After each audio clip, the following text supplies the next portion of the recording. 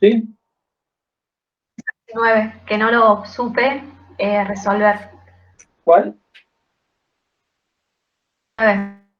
19.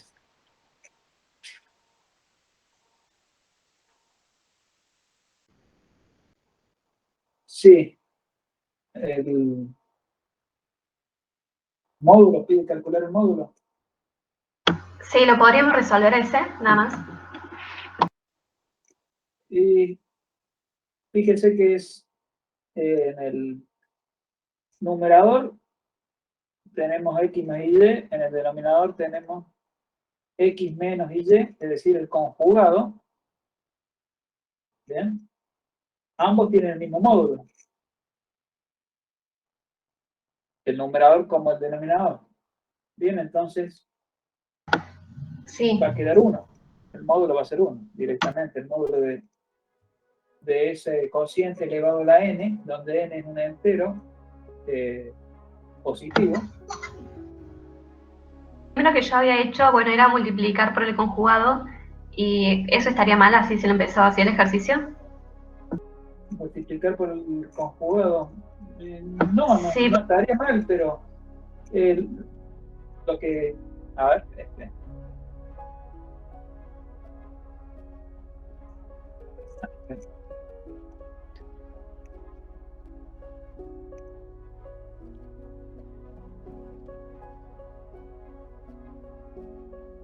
bien, ahí pueden ver. ¿Sí? sí, profesor. N positivo entero. Bien. Por ejemplo, cuando tengo un cociente, si expreso eso en forma exponencial, por ejemplo, mira la i tita, bien, en el denominador tengo también el conjugado, entonces tiene el mismo módulo, y ahora tiene, el argumento sería menos tita, es decir, tengo un complejo ahí, z, y el conjugado, ri menos tita. Bien, todo eso elevado a la n. Bien, esto me da el módulo del cociente, que es 1. Y a la i, 2 tita quedaría, elevado a la n. Bien. O bien puede ponerlo, también lo puede hacer en forma polar. Todo eso elevado a la n. 1 a la n, 2 n tita. Esto queda 1 a la n, e a la i, n2 tita.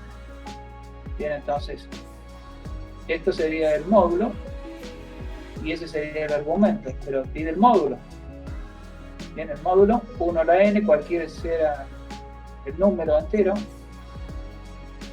positivo, va a dar 1. Bien, eso va a dar 1.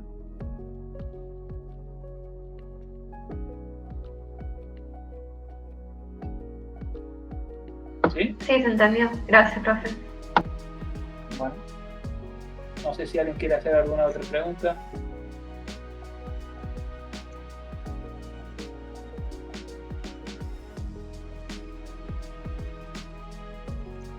Bien, cuando tienen un cociente, lo más simple es en forma exponencial o forma.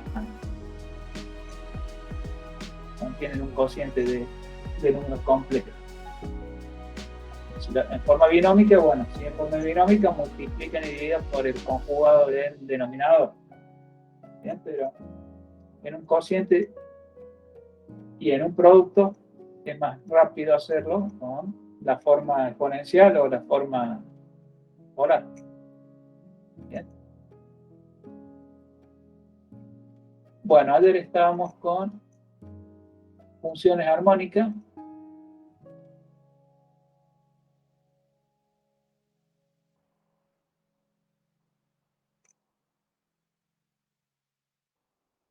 Bien, ahí en la guía hay un ejercicio, no sé si está con la misma numeración, pero porque agregué algún ejercicio, ¿no? O es de otra guía, me parece. Bueno, dice, ¿para qué valores de z se cumple la ecuación de Laplace? ¿Y por qué esta función no es armónica? ¿Bien? Tengo que ver, esta función es una función real. Bien, habíamos llamado phi. En cuando definíamos funciones, bien, decíamos phi, que depende de dos variables. Una función real, de dos variables reales, armónica, sí, y solo si se cumple que las derivadas parciales de segundo orden son continuas en un dominio, y en ese dominio se cumple la ecuación de Laplace.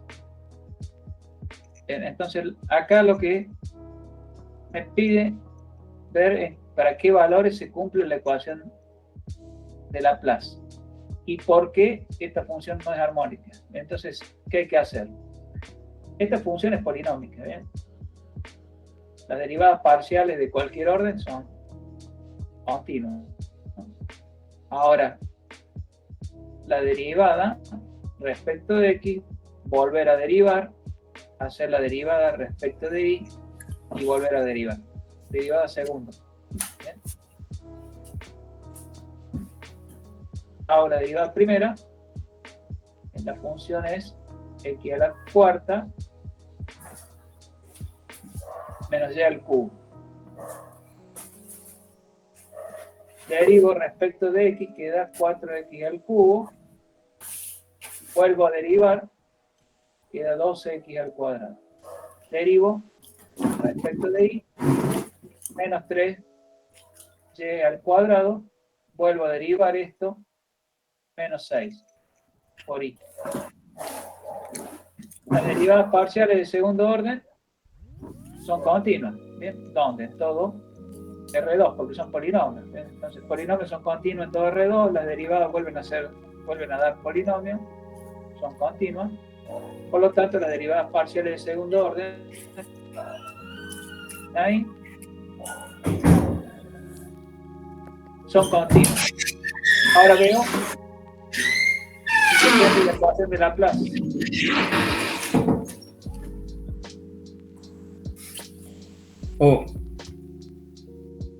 Bien, veo si se cumple la ecuación de Laplace.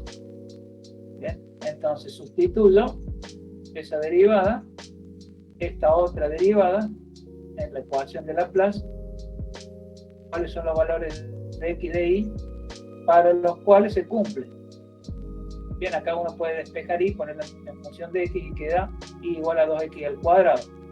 Quiere decir que tengo una parábola que pasa por el origen. Sobre esa parábola, bien, los puntos que pertenecen a esa parábola, igual a 2 por x al cuadrado, son los puntos del plano donde se cumple la ecuación de Laplace. ¿Bien? Este conjunto de puntos, bien, no es un dominio, no constituye un dominio, por lo tanto no puede ser armónica. ¿Bien? Cuando definimos funciones armónicas lo hacemos en un dominio. ¿Bien? Cuando se dio la definición se habla de armónicas, funciones armónicas en un dominio. ¿Bien? Entonces, si bien esta ecuación de Laplace, esta es la ecuación de Laplace, ¿bien? Se cumple en un conjunto de puntos que son los puntos correspondientes a la parábola. Bien, la ecuación de Laplace se tiene que cumplir en un dominio. Bien. En ese mismo dominio, las derivadas parciales de esa función tienen que ser continuas. Y si se cumplen las dos cosas, la función es armónica. Bien, por eso no es armónica, porque los puntos donde se cumple no constituyen un dominio. Solo se cumple en los puntos correspondientes a la gráfica de la parábola, y dice el conjunto de puntos no constituye un dominio. Por lo tanto, no es armónico. son todos puntos frontera.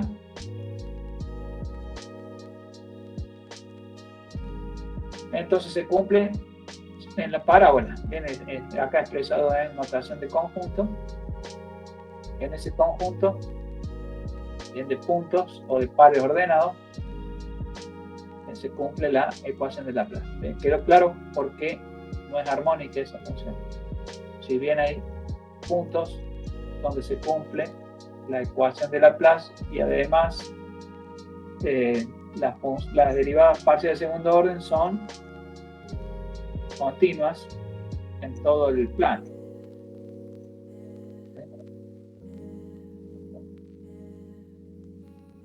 ¿Quedó claro? Sí, se entendió, profe. Bueno.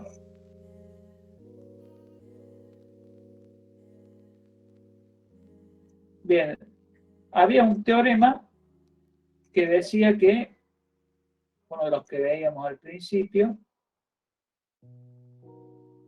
sí, solo sí, la doble implicación.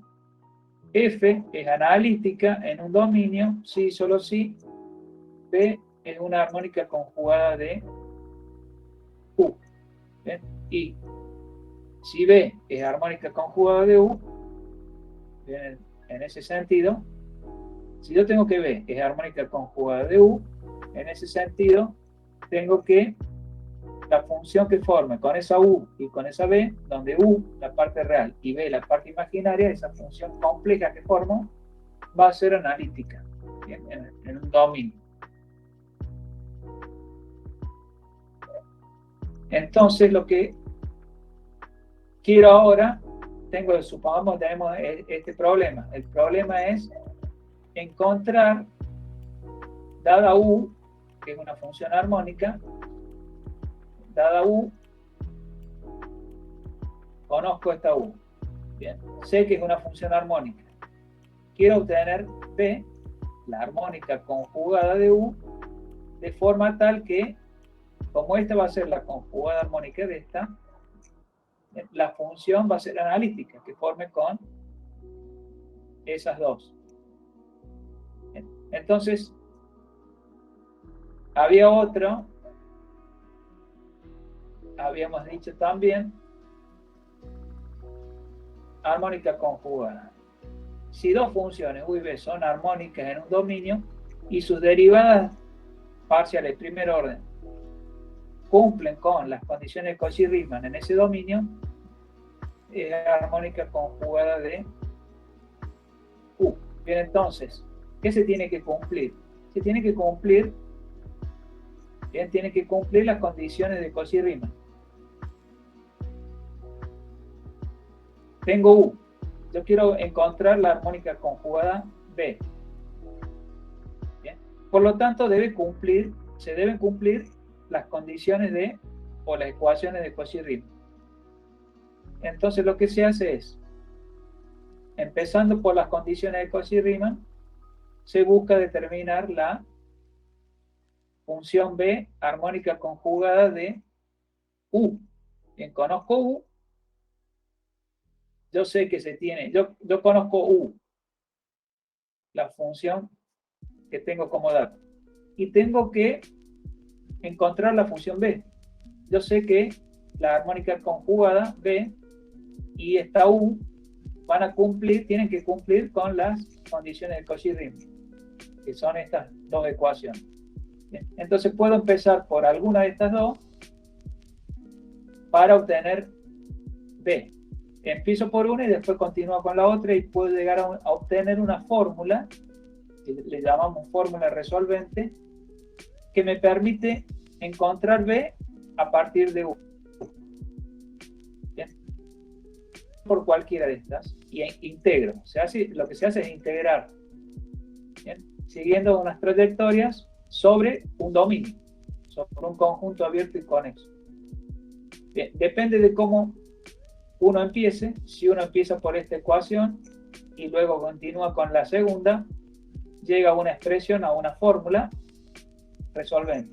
También puede empezar por la 2 y luego ir a la 1 y de esa otra forma obtiene otra fórmula resolvente diferente. Bien. Entonces, lo que tratamos de hacer es buscar integrando la función b, a partir de que yo la obligo a cumplir las condiciones Cauchy-Riemann. Bien, entonces tenemos este dominio. Bien, y tengo un punto fijo acá. Y un punto genérico cualquiera también dentro del dominio. Un punto fijo en ese dominio y otro punto genérico. ¿Bien? Lo que hago es, empiezo con la, en este caso empezamos con la segunda ecuación. La segunda ecuación de Cauchy-Riemann, dos simultáneamente. ¿Bien? Empiezo por la segunda. La derivada de u respecto de i es igual a menos b respecto de x. Si integro respecto de x en ambos miembros, entre x0, ¿bien?, y x, acá en el segundo miembro tengo esta integral respecto de x, acá tengo u derivado respecto de x, u respecto de y, pero integrado respecto de x. Acá tengo b derivado respecto de x e integrado también respecto de x. Entonces acá está derivada, la función derivada respecto de y, pero integrada respecto de x. Bien. Integro respecto de x en ambos miembros. ¿Y qué ocurre acá en el segundo miembro? El segundo miembro, como esta es la derivada respecto de x e integro respecto de x, lo que voy a obtener es la función b, que es lo que yo quiero obtener. Yo quiero obtener la función b. Entonces, haciendo esta integral, me queda b entre, ¿bien?, y con el signo menos que tengo acá. Bien, entonces, me queda esta expresión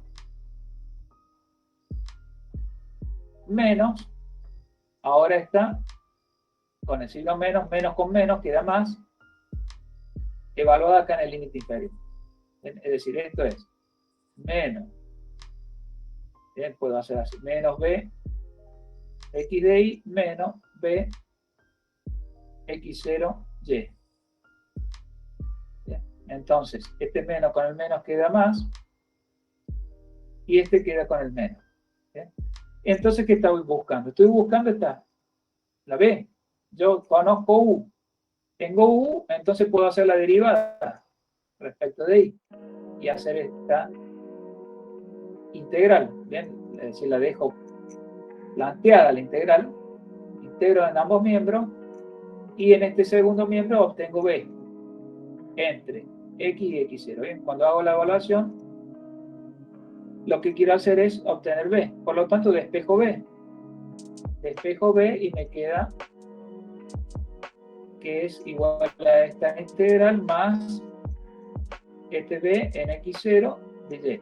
Ahora voy a la otra ecuación. También se tienen que cumplir las dos condiciones de Cauchy-Riemann. Por lo tanto, empecé por una, luego hago que se cumpla la otra.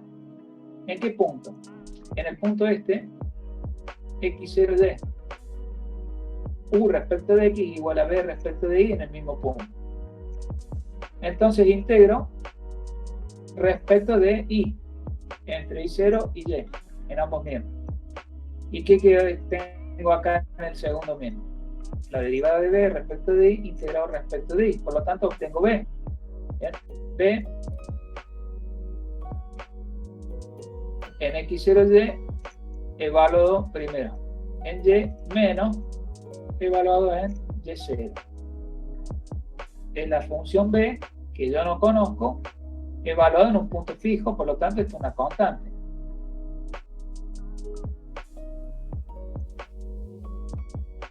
Y ahora despejo b en x0y. Despejando, llego a esto. Bien. Y voy y sustituyo esto por toda esta integral más esta constante en la que obtuve anteriormente. Bien. Sustituyo acá.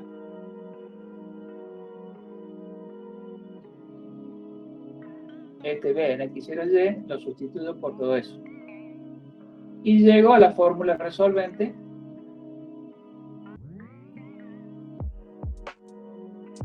donde acá tengo la constante. Fórmula que me permite obtener b a partir de u. Yo conozco u, hago la derivada de u respecto de y, hago la derivada de u respecto de x, integro acá, esta integral la hago entre x0 y x, de esa función, más la integral entre y0 y y de u respecto de x, pero acá hay que tener cuidado que esta función está evaluada en x0. ¿Bien? Acá para recordarle, le puse esta flecha, bien, para no olvidarse que este integrando tiene que estar evaluado en x0. ¿Bien? No es u respecto de x de y. Acá x está evaluado en x0, porque si pongo así, no voy a cometer un error y no voy a obtener la función b de manera correcta. Bien, entonces hay que tener cuidado cuando uno utiliza esta, porque acá va la derivada de u respecto de y de la función de las dos variables. Acá va u respecto de x, pero la x tiene que estar evaluada en x0, en el límite inferior de esta integral. ¿Bien? De manera similar, se puede llegar a otra, pero esta vez empezando por la 1. Esta fórmula que obtuve recién es empezando por la 2 y luego sigo con la ecuación 1. Si hago al revés, empiezo con la 1 y luego la 2, llego a otra fórmula, bien, que es esta, para poder obtener. Bien. ¿Por qué dos fórmulas? Bien, porque uno puede plantear esta integral, estas integrales, y resulta que alguna de esas se complica. Bien, entonces lo que puede hacer es probar con esta otra, bien, a ver si acá le sale más fácil, bien, para obtener la armónica conjugada.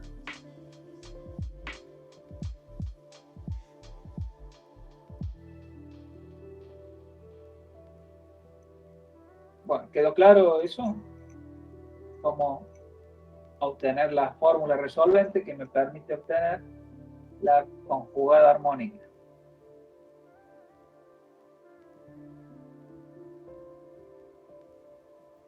Se entendió, profe.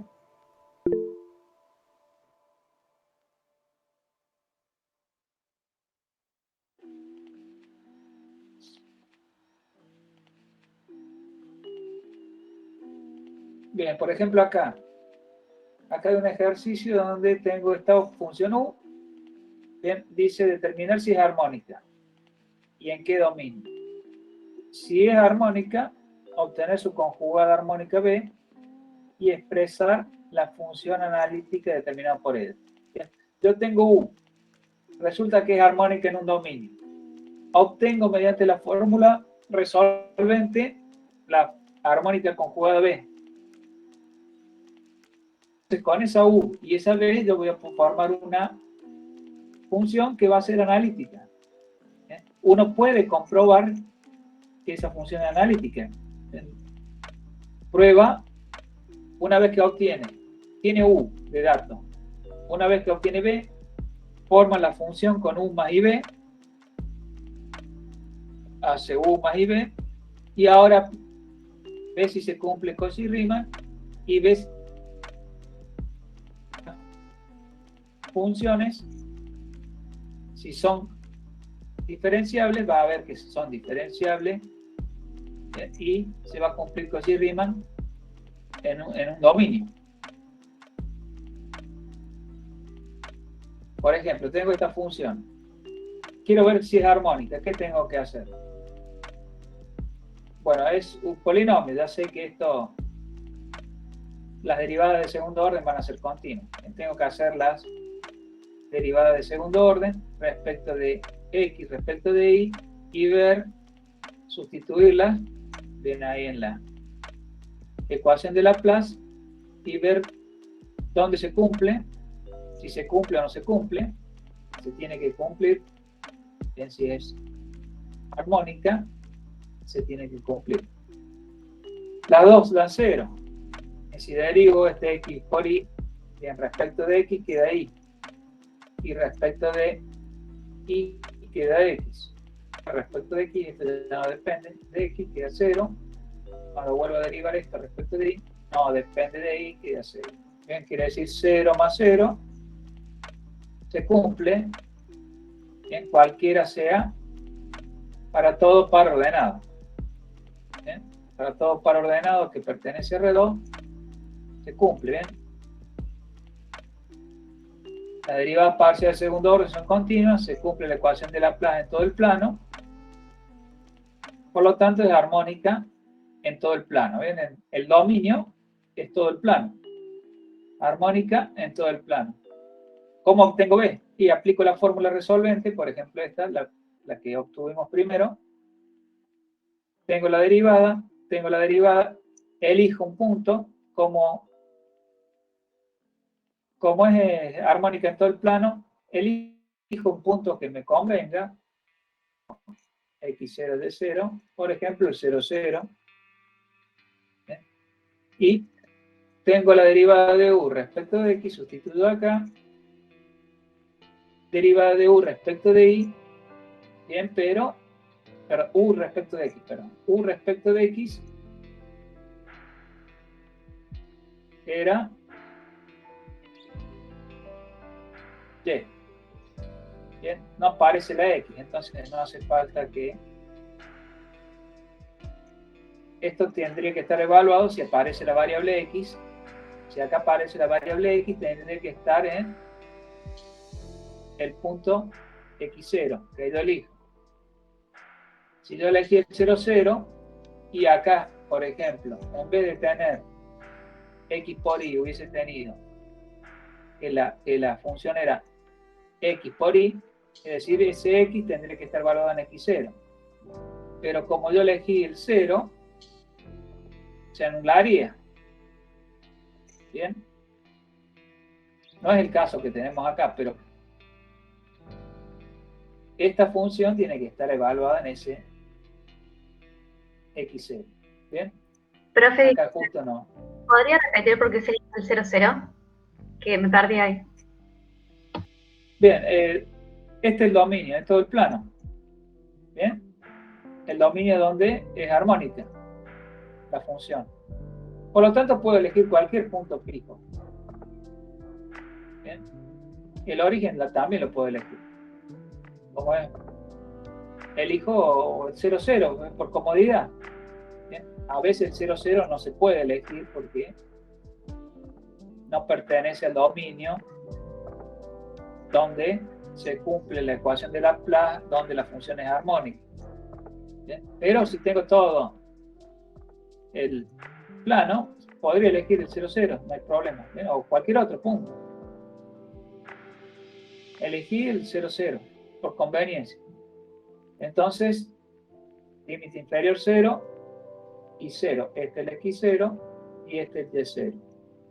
Bien. En este punto debería estar evaluado esta función si acá apareciera la variable x, pero no aparece, entonces no hace falta. Bien. Se integra, queda x al cuadrado dividido 2 con el signo menos, y al cuadrado dividido 2 más la constante. Bien. Esta es la armónica conjugada. Ahora, si yo formo con esa u y esta b una función, va a resultar que la función es analítica, es entera, porque va a ser analítica en todo el plano. Fíjese que esta es la que obtuve yo, la armónica. Tengo que ver que sea armónica. ¿Cómo hago para verificar que esta que obtuve es armónica? Bien, hay que hacer, acá ya sé que es polinomio. Bien, derivadas de todos los órdenes, continuas en todo el plano. Eso, la ecuación de Laplace, vamos a ver, se tiene que cumplir. Bien. Si hago la derivada segunda respecto de x en 2 veces, derivo respecto de y 2 veces, menos 1, 1, cuando sustituya en la ecuación de Laplace, me queda 0 igual a 0, entonces se cumple en todo el plano.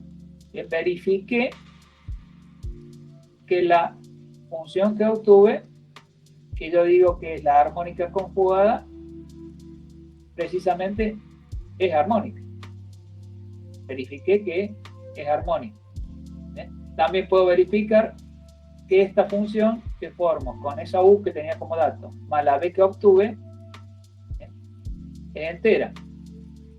Verifico, bien, hago las derivadas, son polinomios, son diferenciables en todo el plano. Bien, u y b son diferenciables, se cumple Cauchy-Riemann, el planteo Cauchy-Riemann, las dos expresiones son iguales para las dos ecuaciones, quiere decir que también se cumple en todo el plano.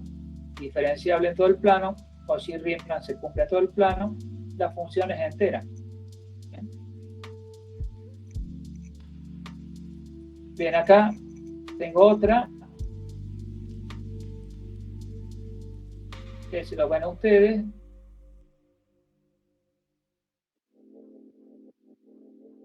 A ver, por ejemplo, este.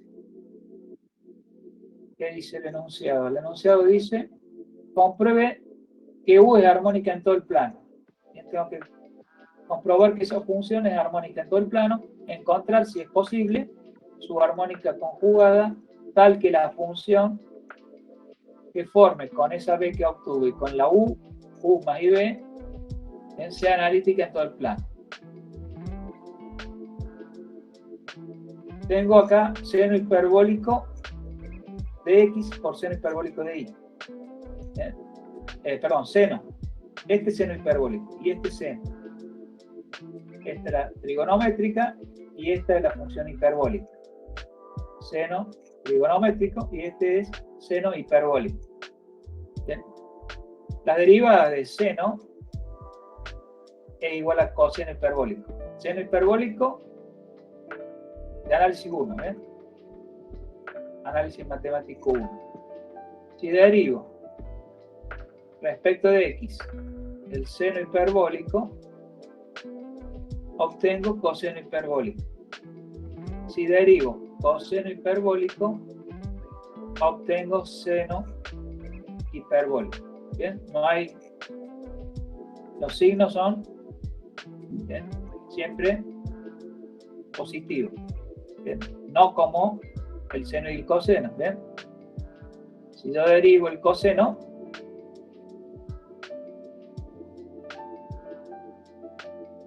menos seno. Si derivo seno, es coseno. Esto con las trigonométricas. Con las hiperbólicas, ¿bien? Seno hiperbólico, coseno hiperbólico, seno hiperbólico y coseno hiperbólico. Coseno hiperbólico de x es e a la x más e a la menos x dividido 2. ¿Vieron las funciones hiperbólicas en análisis 1?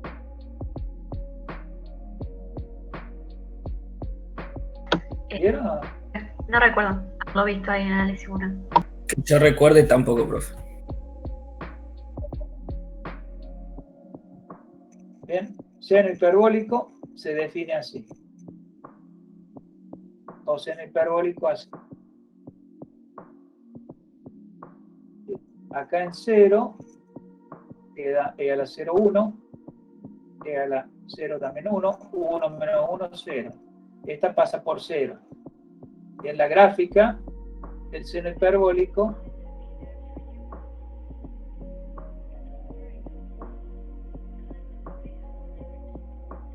en algo así. La gráfica del coseno hiperbólico, cuando acá equivale 0, queda 1 más 1, 2 dividido 2 pasa por 1. La gráfica, algo así. la del coseno hiperbólico. Esta es la del seno hiperbólico. ¿Bien?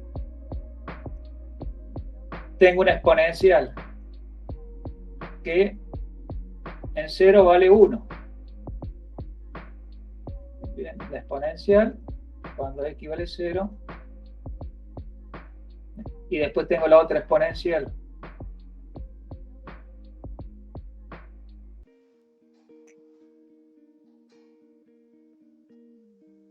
Con el signo menos. Bien, y la sumo y divido por 2 y me da la función coseno hiperbólico. Bien. La otra tengo una exponencial así y la otra exponencial así. Menos, que era menos x. Bien. La sumo, divido por 2. Bien. Y me da la gráfica del seno hiperbólico. Bien, esas son las hiperbólicas. Bien, tengo esta función u. Seno hiperbólico por seno de y.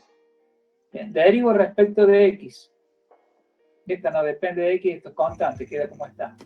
Bien, esto no va. La derivada del seno hiperbólico y del coseno hiperbólico. Por la constante esta, porque estoy derivando respecto de x. Si derivo esto respecto de y, seno hiperbólico de x es la constante. Y lo que tengo que derivar es seno de y. Ahora, derivo esto de vuelta respecto de x. Queda el seno de y una constante. Y el coseno hiperbólico derivado es seno hiperbólico. Y acá hago la derivada también esta respecto de y. Por lo tanto, el seno hiperbólico queda como está, la constante. Y la derivada del coseno es menos seno. Ahí tengo las derivadas para ver dónde se cumple la ecuación de Laplace. Voy acá, sustituyo en la que sería la ecuación de Laplace y se va a cualquier valor de x de y que ponga acá. Viene este número, es el mismo que este, pero acá tengo el signo menos, por lo tanto se anula. Quiere decir que cualquier par ordenado, xy, hace que esto se anule, por lo tanto se cumple en todo el plano. ¿Bien? Son funciones continuas, están formadas por exponenciales, bien, combinaciones lineales exponenciales, ¿no? Entonces, serán funciones continuas. Bien, las derivadas también son funciones continuas, las de derivadas de segundo orden son todas funciones continuas. ¿Bien?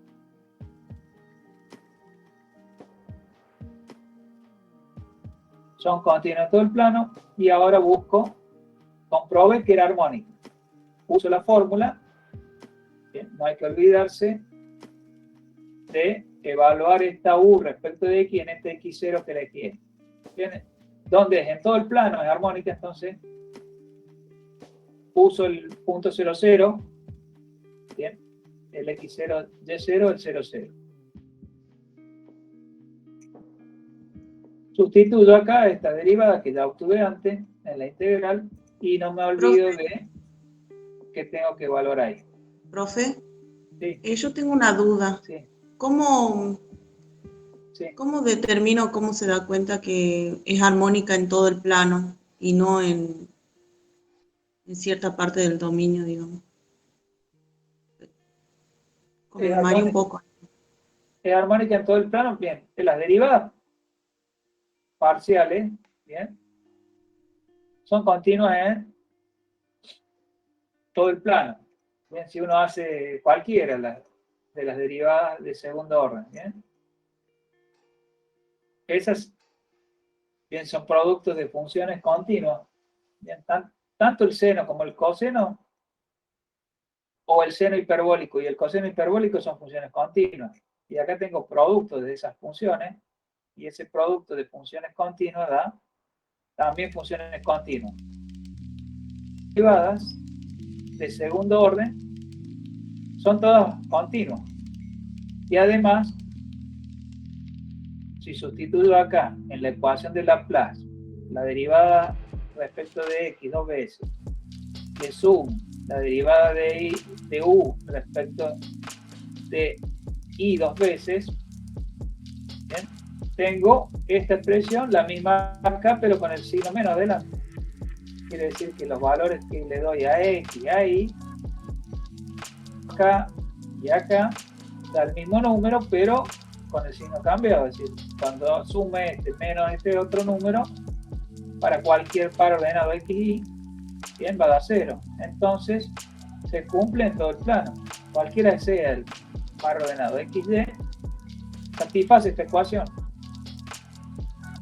Bien. Cualquiera sea el par ordenado xy, estas derivadas de segundo orden y las otras, las mixtas, u respecto de x, de, bien, o u respecto de y respecto de x, estas van a ser iguales porque son funciones en que van a ser, son continuas, las derivadas son todas continuas. Entonces se cumple todo el plano. ¿Sí? Esta ecuación se cumple en todo el plano.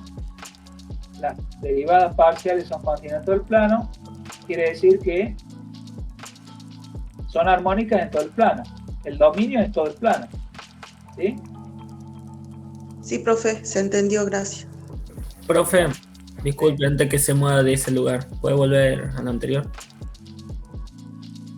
¿Es necesario verificar ambas ecuaciones de Laplace? La de u de x igual a menos u de y la de las derivadas, no sé, no me sale. La u de xy es igual a u de y de x. La de Cauchy-Riemann. Sí, la de Cauchy-Riemann. Si hace falta verificarlas. Las dos al mismo tiempo. No, porque ya está. Cuando usted usa la fórmula, ¿de dónde sale la fórmula resolvente y de que se cumplan esas? ¿De dónde se obtuvo la fórmula resolvente? Esta fórmula. Y bueno, de hacer cumplir las condiciones de Cauchy-Riemann.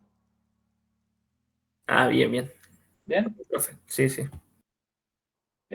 Algunos libros hacen todo un procedimiento. Bien, empiezan en una. Bien, en vez de usar la fórmula, de dar una fórmula para obtenerla, bien, hacen todo el procedimiento que hice yo para demostrar la fórmula para obtener B. Es decir, cada vez que hace un ejercicio, estaría demostrando la fórmula, ¿bien? Sin hacer la fórmula. Por eso esto es el mismo procedimiento para resolver los ejercicios, pero ¿para qué lo voy a repetir? Ya obtuve una fórmula, ¿para qué voy a repetir eso? ¿Bien? Muchos lo resuelven los ejercicios con las condiciones de Cauchy-Riemann. Bien, empiezan con una, bien, empiezan con una y después siguen con la otra. Bien, hacen todo el procedimiento ese. Pero es lo mismo que aplicar esta fórmula. Si esto es lo que hice para obtener esta fórmula fue hacer cumplir las condiciones de Cauchy-Riemann. Es decir, lo que hacen mucho es hacer cumplir las condiciones de Cauchy-Riemann mientras están resolviendo el ejercicio.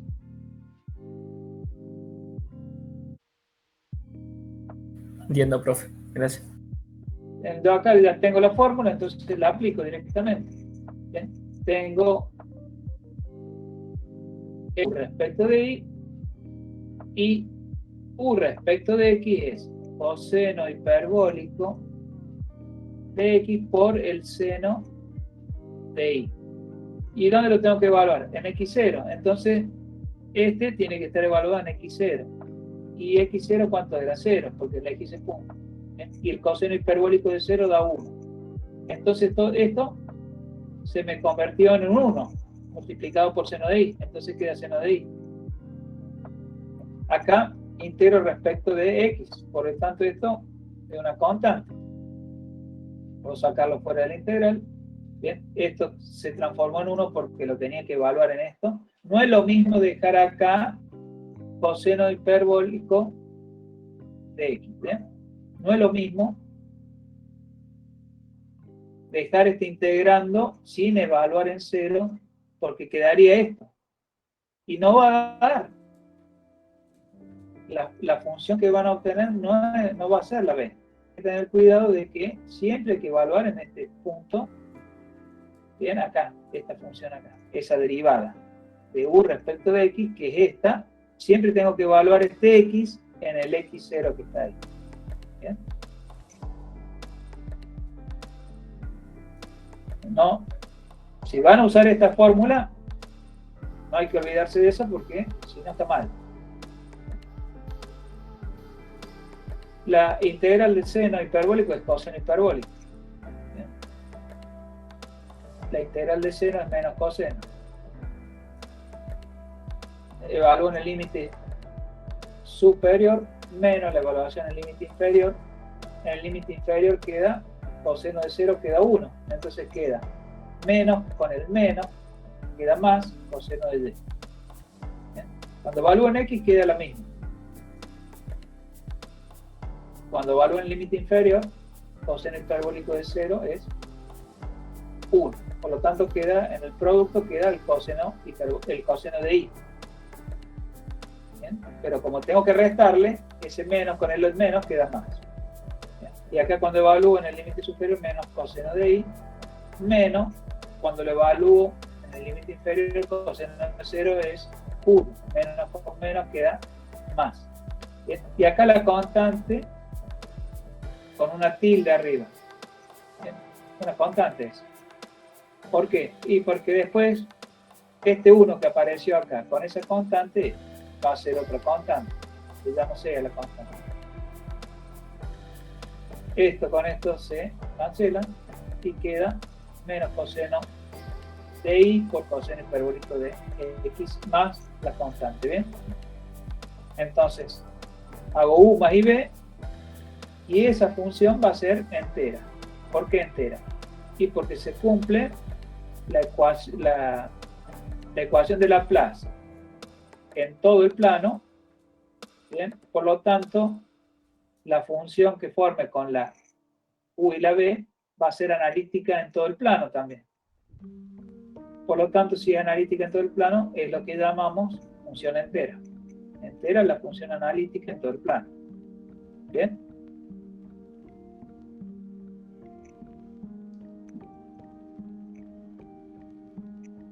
¿Sí? ¿Quedó claro?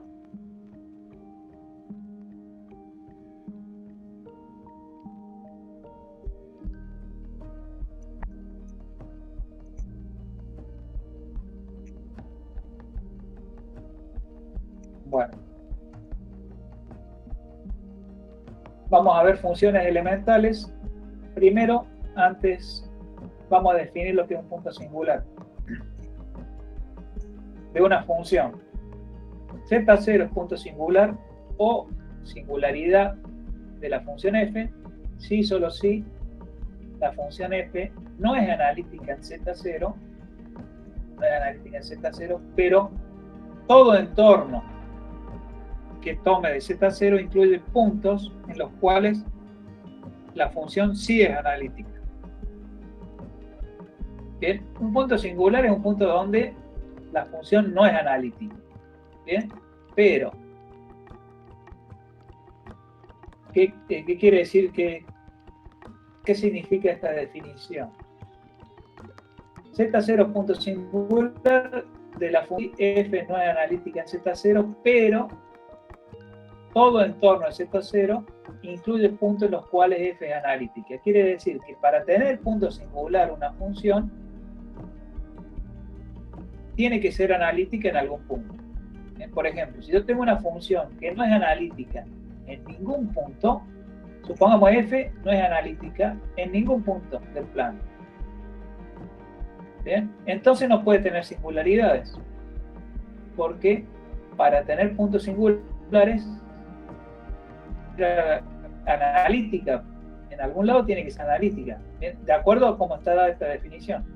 Si yo defino punto singular de esta manera, fíjense cómo se lo define.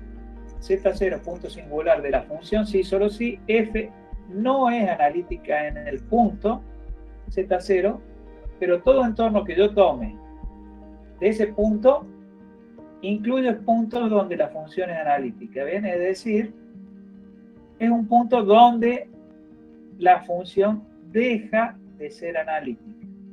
¿Bien? Un punto singular es un punto donde la función deja de ser analítica. ¿Bien? Porque una función que no es analítica en ningún punto no puede tener puntos singulares. ¿Bien? Por eso es bueno recordar que un punto singular es un punto donde la función deja de ser analítica. Bien, si yo digo así, estoy diciendo que en algún punto tiene que ser analítica la función. Bien, si yo digo que es un punto donde deja de ser analítica, quiere decir que la función es analítica, bien, en algún punto. Un punto singular se llama aislado. Yo digo que Z0 es punto singular y además es singular aislado si solo si existe un entorno de Z, el cual la función es analítica excepto en Z0. Yo tengo un punto Z0. Ese punto es un punto singular aislado de la función si solo si existe un entorno, es decir, yo puedo conseguir un entorno del punto donde en todo punto de ese entorno la función es analítica menos en Z0. En ese caso es aislado. Por ejemplo, esta función 1 sobre z el procedimiento multiplicar y dividir z, como tiene 1 dividido z, este cociente, multiplica y divide por el conjugado y llega a separar cuál es la función u y cuál es la función b. Luego vemos dónde se cumple Cauchy-Riemann. Se plantea, hay que hacer la derivada. Derivada de estas funciones. Es un cociente. Quiere decir que tengo que aplicar la regla de derivada del cociente.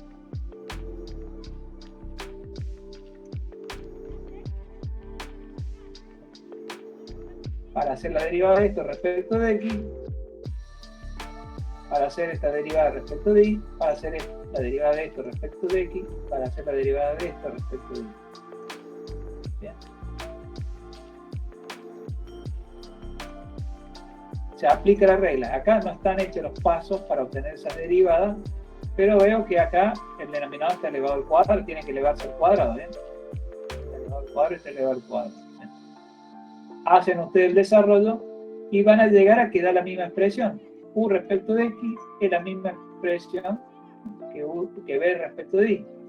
Y es la misma expresión que menos b respecto de x. Quiere decir que se cumple para cualquier par ordenado, excepto en el 0, 0, porque en el 0, 0 esta función no está definida. Esto tampoco está definido en 0, 0. Bien. El punto, ¿dónde se cumple Cauchy-Riemann? Cauchy-Riemann se cumple en todo el plano, excepto en el origen. Y estas funciones, bien, que son de las derivadas parciales, son continuas. ¿Dónde? En todo el plano, excepto, bien, son continuas en todo su dominio, porque es un cociente de polinomio. Un cociente de polinomio es su dominio. ¿Y cuál es todo el dominio? Es todo el plano, excepto en el origen. ¿Qué quiere decir? Que Cauchy-Riemann y las funciones, se cumple Cauchy-Riemann en todo el plano, excepto en el origen. Y las funciones son diferenciables en todo, las derivadas las funciones u y b son diferenciables porque las derivadas parciales, bien, son continuas en todo el plano, bien, excluyendo el origen, bien, en todo el dominio. En todo su dominio de esas funciones, en todo su dominio son continuos. Quiere decir que la función esa es derivable en todos los puntos del plano, excepto en el origen. ¿Bien? Por lo tanto, es analítica en cualquier punto, excepto en el origen.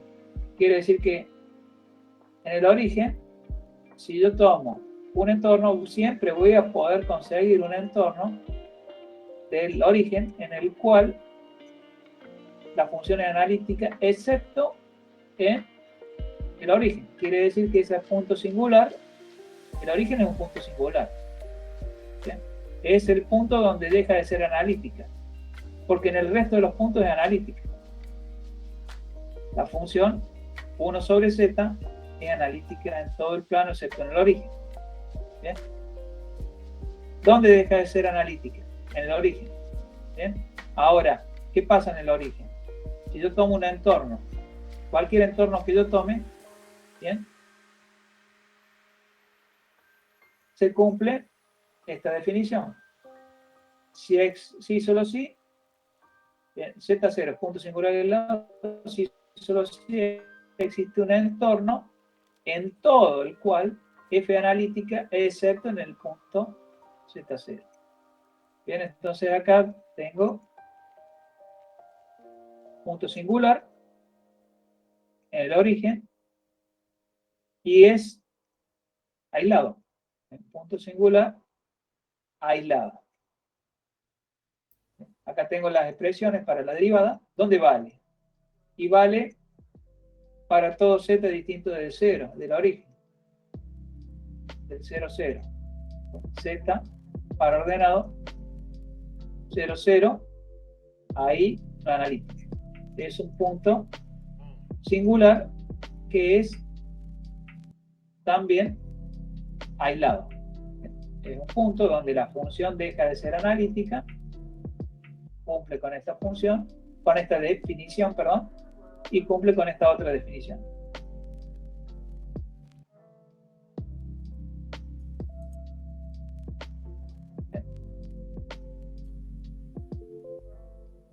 Por ejemplo, decía que un punto singular es un punto donde la función deja de ser analítica. ¿Bien? Si la función no es analítica en ningún punto, no tiene singularidades. ¿Por qué? Si no es analítica en ningún punto, no va a dejar de serlo, ¿bien? En algún punto. Ya no puede ser, no puede tener puntos singulares. Por ejemplo, esta función. El módulo de z elevado al cuadrado. ¿Qué es el módulo de z elevado al cuadrado? Es x cuadrado más y al cuadrado. Si planteo las ecuaciones de Cauchy-Riemann, haciendo las derivadas, me da que solo se cumple en el 0, 0. Bien, es un polinomio esto, así que u y b son diferenciables en todo el plano, pero se cumple Cauchy-Riemann en el origen solamente. Por lo tanto, es derivable solamente en el origen, en un solo punto. ¿Bien? Existe la derivada solo en el 0, 0. Como no es analítica en ningún punto, entonces no puede tener puntos singulares. Por eso decía que no hay que olvidarse que un punto singular es un punto donde la función deja de ser analítica. ¿Bien? Porque si no es analítica en ningún punto, no va a poder tener puntos singulares. Este es un ejemplo de una función que no tiene puntos singulares, carece de puntos singulares. ¿Bien? No es analítica en ningún punto. ¿Bien? Es derivable en Z0, pero no es analítica. En Z0 no es analítica. ¿Bien? Porque debería serlo en todo punto de un entorno de Z0. Debería de ser derivable en todo punto de un entorno en Z0 y en Z0 para que sea analítica en Z0. En este caso, un ejemplo de una función que no tiene puntos singulares.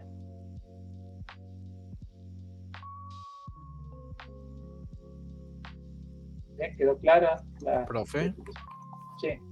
A mí me estaría costando ver algún punto que sea punto aislado, pero que no sea punto, perdón, algún punto que sea punto singular, pero que no sea punto singular aislado. ¿Puede pasar eso? Sí, sí, sí. Hay funciones, lo vamos a ver más adelante. Bueno,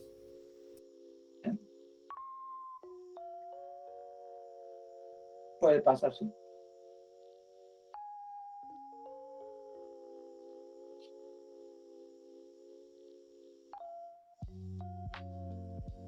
Bien, a ver, vamos a ver ahora funciones elementales.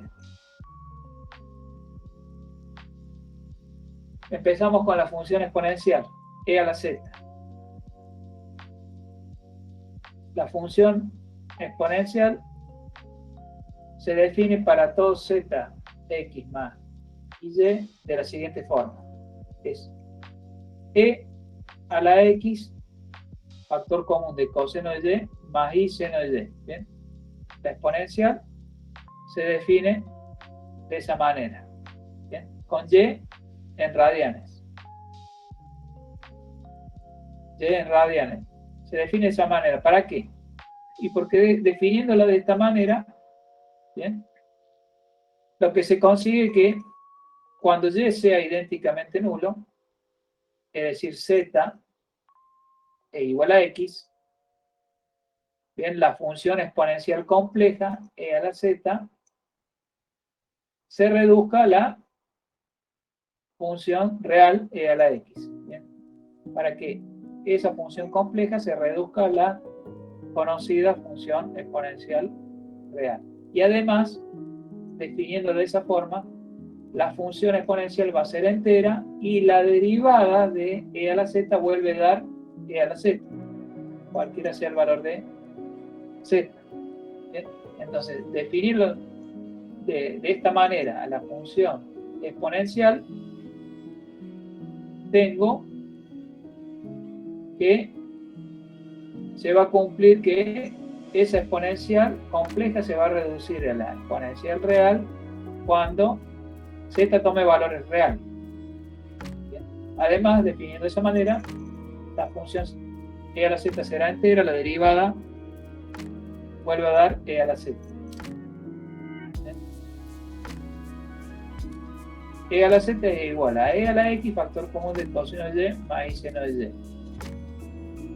Esto por fórmula de Euler, si se quiere, es e a la y. Entonces queda e a la x por e a la y, y eso es e. Bien, se suman acá e a la z. Este z. ¿Bien?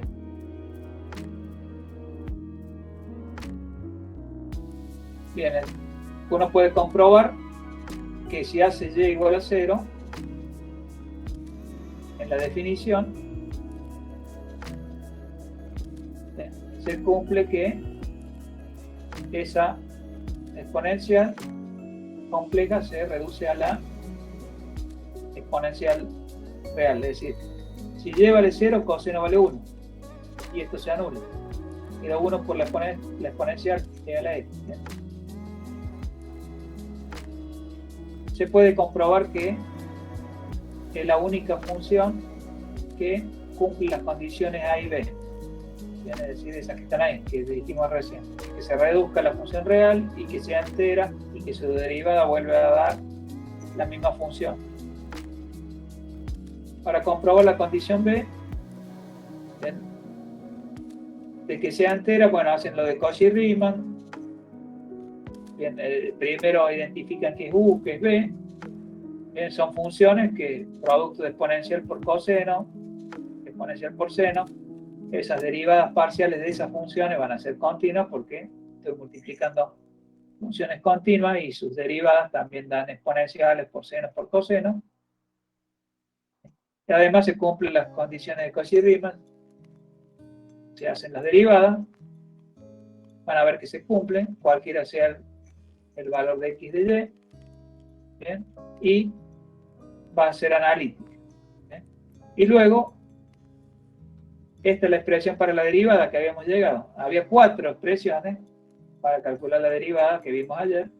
Esta es una de ellas.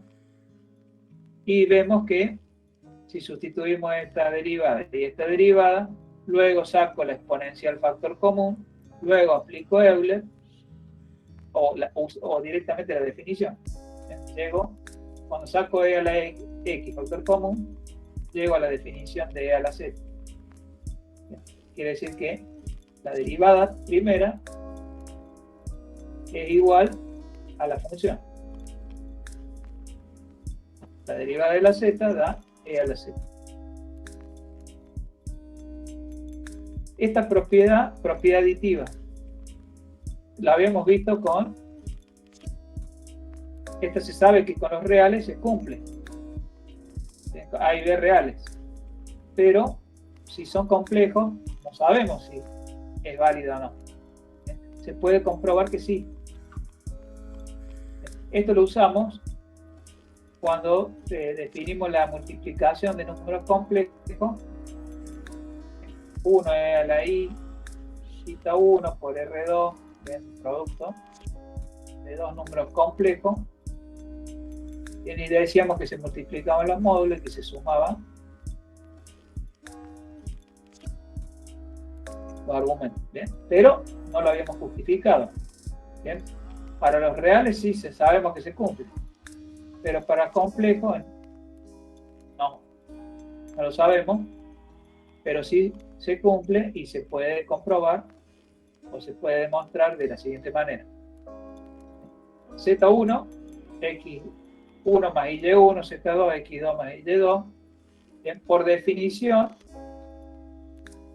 pongo acá la definición para e a la z1, para la otra exponencial la definición. Bien, esta exponencial por esta exponencial y luego el producto de estos binomios. Desarrollo el producto por propiedad distributiva y luego identifico, saco ahí, acomodo esto, bien, parte real por un lado, parte imaginaria por el otro, bien, y veo que esta parte es igual a coseno de y1 más y2, es decir, la identidad trigonométrica de coseno de y1 más y2 es coseno de y1 por coseno de y2 menos seno de y1 por seno de y2. Bien, identidades trigonométricas conocidas. Y esto también lo identifico como seno de y1 más y2, otra identidad trigonométrica. Bien, y acá llego a la definición de la exponencial, porque si este x1 y x2 sumado le puedo llamar x. Este y1 más y2 le llamo y. Acá tengo lo mismo, en el argumento del seno y el coseno. Entonces esto es por la definición de función exponencial, e a la x más y.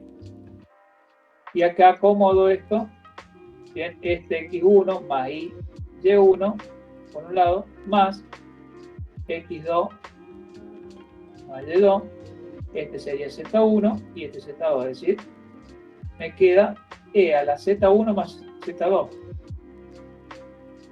Bien, empecé e a la z1 por e a la z2 y llego a e elevado a la suma de z1 más z2, es decir, verifiqué que se cumple la propiedad aditiva. Está demostrado acá que partiendo de esta expresión llego a esta otra. Quiere decir que se cumple la propiedad aditiva. Bien, si x1 y x2 son 0, es decir, z1 y z2 son imaginarios puros, también se cumple, porque es un caso particular. ¿Bien? Pero ¿esto qué era? Queda justificado ahora la propiedad aditiva que se utilizó cuando definíamos la multiplicación y la división sin saberlo, si se cumplía o no. Bien, sabemos que ahora sí hemos comprobado que sí se cumple. Bien, antes no lo justificamos, pero lo usamos.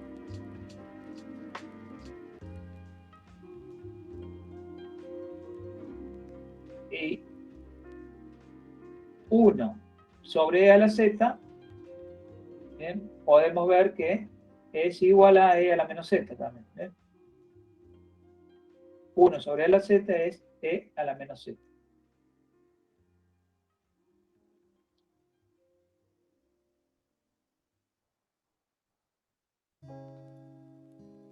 Bueno, ¿sí? ¿Alguna pregunta respecto a la función exponencial? Yo tengo una, profe.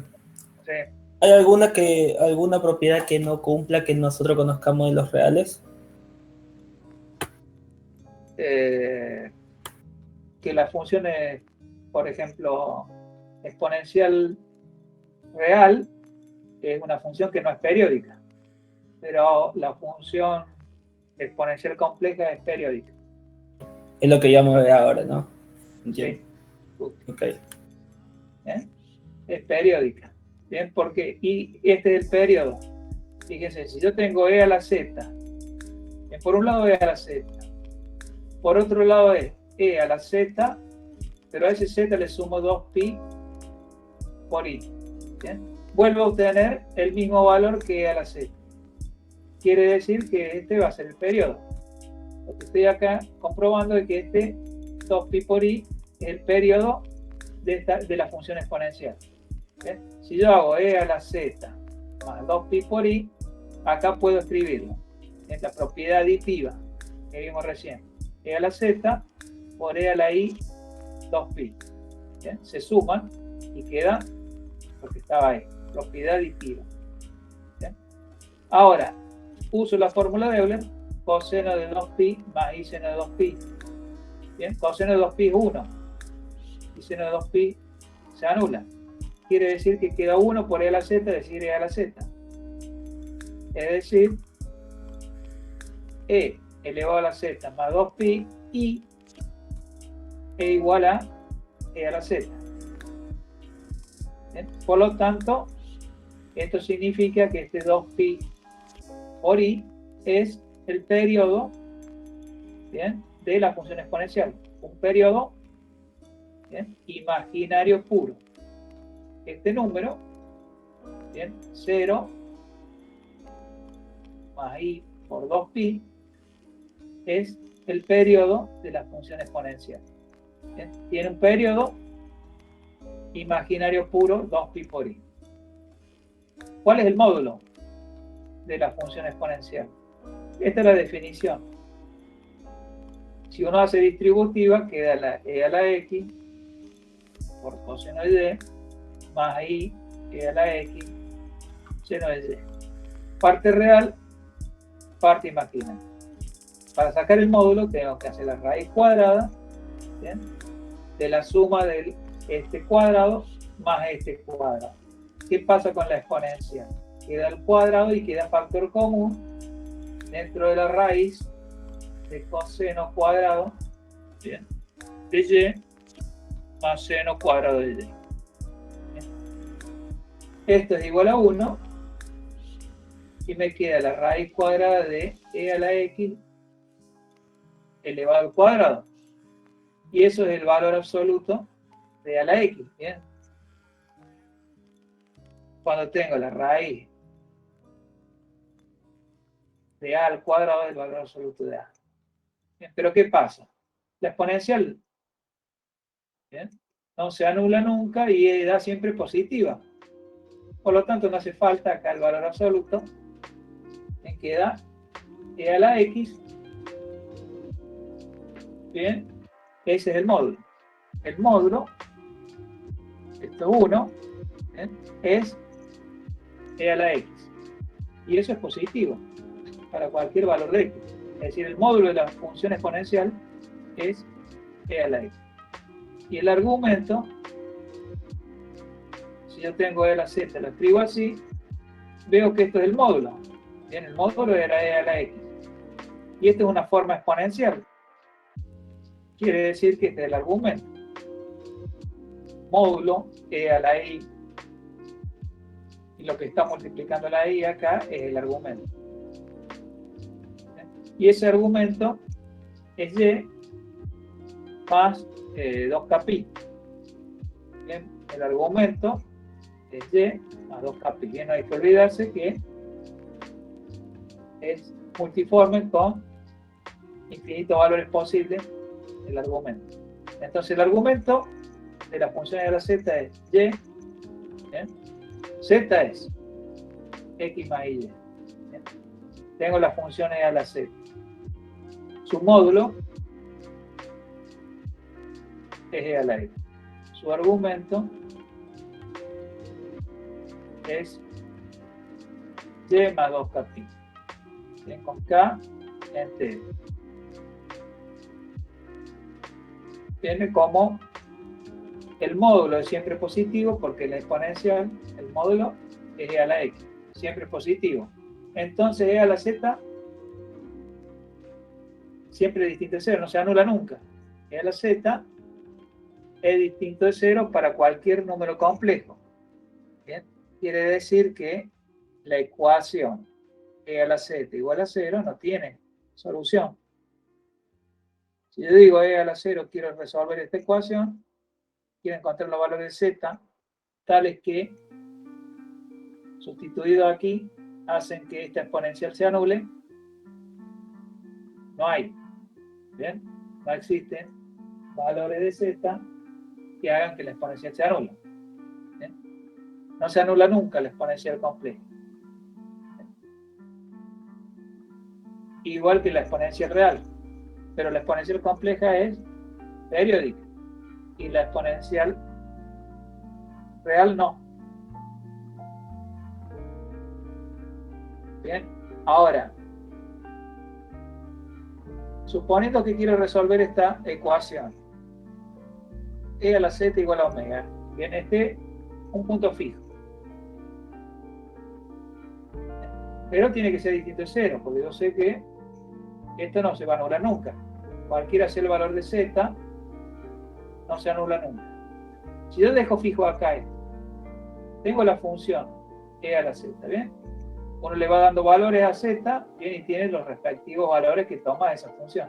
Digo, f es la función exponencial. Le doy valores a z y obtengo los valores que toma esa función para esos puntos z. Yo quiero resolver esta ecuación. E a la z igual a omega, donde acá omega tiene que ser un punto distinto de 0. Bien, porque no se anula nunca la exponencial. Bien, si yo dejo fijo acá, hay infinitos valores que sustituidos acá me dan este valor. Es decir, hay infinitos valores de z en los cuales evalúo la función e a la z y me da el mismo valor. ¿Y por qué es eso? ¿Y por qué es periódica? Porque es periódica de periodo 2pi por i. Quiere decir que hay infinitos valores de z, bien, para los cuales la función da el mismo valor. Entonces, debido a que la función es periódica, hay infinitos puntos z que satisfacen esta ecuación. ¿Bien?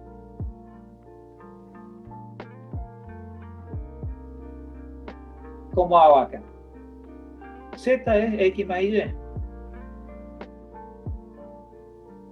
Y omega es un número fijo en el plano. Tengo, cuando decíamos, definíamos una función compleja, decíamos que no se podía graficar. Tenía el plano z, ¿bien? Que para cada variable y el plano omega. Necesito dos ejes y dos ejes. Quiere decir que para graficar debería usar 4 dimensiones. No es posible. Entonces lo que se hacía era un mapeo. Tenía un conjunto de puntos y veía la imagen de esos puntos, ¿bien?, a través de f en el otro plano. Acá están las imágenes de estos puntos. Este es el plano z, el de la variable independiente, y el omega, el de la variable dependiente. Decíamos omega igual a f de z. Para un valor acá, el correspondiente valor de la función, si lo hacíamos corresponder a la otra variable. Este es b, ese u le llamamos. Este es y y este es x. ¿Bien? Por lo tanto, Las imágenes van a estar en el plano W. Supongamos un número acá, W. Esto tiene un módulo para diferenciarlo del módulo de Z, que es R. Y acá teníamos un θ mayúscula que era, y acá debe llamar phi. Y es para distinguirlo. Acá en el plano omega, la imagen, un punto. El módulo ρ y el argumento phi. Acá en el plano Z, viene el punto Z, módulo R y argumento θ. ¿Bien? Entonces, si acá este Z lo expreso en forma binómica, X más Y, este omega en forma exponencial el omega sería el módulo, que es ρ, E a la I, phi. ¿Bien? Y esa exponencial en el primer miembro, E a la X más Y. Es decir, E a la X, por propiedad aditiva, ¿bien?, igual a ρ por E a la I phi. Eso es lo que hago acá. Dejo acá este punto fijo como imagen y quiero buscar la contraimagen. ¿De dónde proviene? A través de E a la Z. ¿Cuáles son los valores de Z?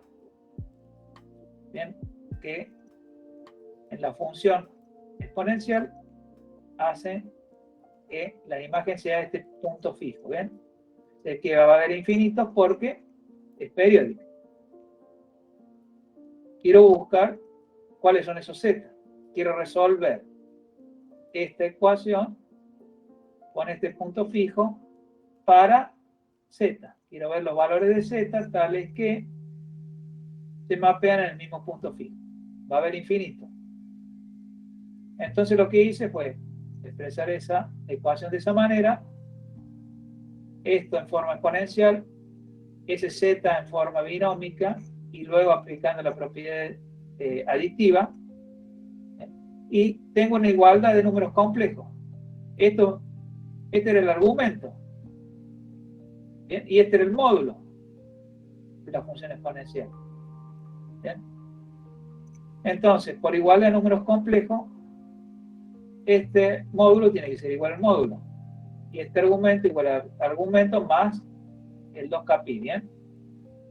E a la X, módulo igual al módulo. Argumento igual al argumento, teniendo en cuenta que esto es, hay que sumarle el 2kπ. De acá puedo obtener X aplicando el logaritmo natural en ambos miembros. X es el logaritmo de ρ. Y es phi más 2kπ, con K que pertenece a entero. Bien, entonces, X, el Z, es X más Y. Logaritmo de X. Y esto es fijo.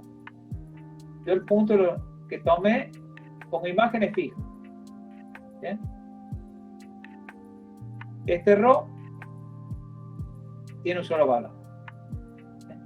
Y Y es phi más 2kπ. Lo que está cambiando acá es para el valor de dk, me cambia la parte imaginaria.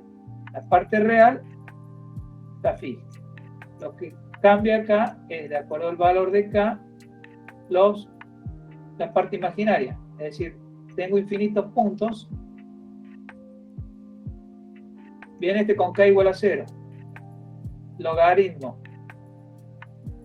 de ρ más y phi más 2kπ, donde el 2kπ se hace 0 porque k es 0. Ese punto. Este es x. Para el valor k, primer valor de k0, tengo ese punto ahí. Le doy k igual a 1. ¿Bien? Esto sigue igual. Lo que cambia es la parte imaginaria. Se le suma 2pi, es decir, es z más 2pi. Si k es menos 1, bueno, tendré acá abajo, bien, y sigue 2pi. Bien, con respecto a y. Infinitos. Valores cuyas imágenes son ese punto fijo.